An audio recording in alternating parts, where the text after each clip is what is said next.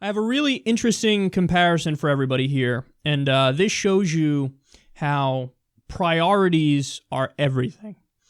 So Melania and Barron Trump are staying in New York City until Barron finishes school, or at least that was the original story. They've gone back on that for whatever reason recently.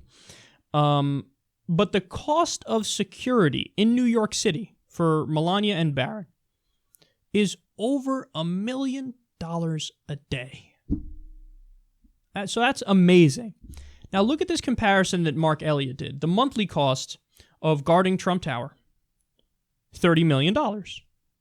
Section 8 for all 15,856 homeless New York families, $28 million.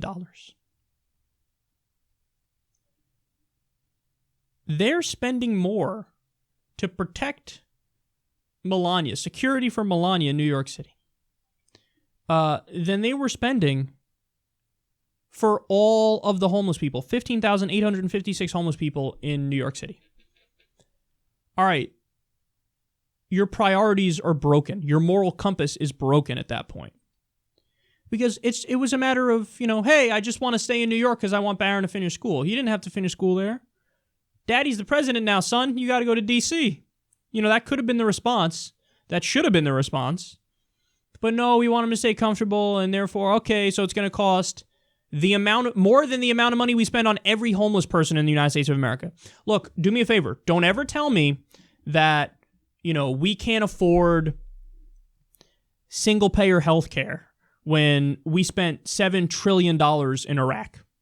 Don't ever tell me that we can't afford universal education when we spent $16 trillion on the Fed's bailout of Wall Street. Don't tell me, because it's not true. It's a matter of priorities. Don't tell me we can't afford the basics when over 50% of our discretionary spending goes to the military. Just don't tell me it. So, and this is a great example of it here. Don't tell me, all that stuff isn't possible, and how much is it going to cost? I'm all of a sudden a fiscal hawk when it comes to doing shit for the American people and rebuilding infrastructure.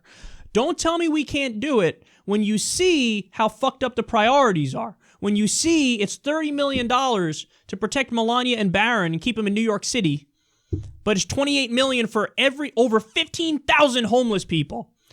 This doesn't have to be the case. We can fix these priorities. We can change them. We can make them better, and we can take our tax dollars and spend it on stuff that we all agree to and things that actually make sense.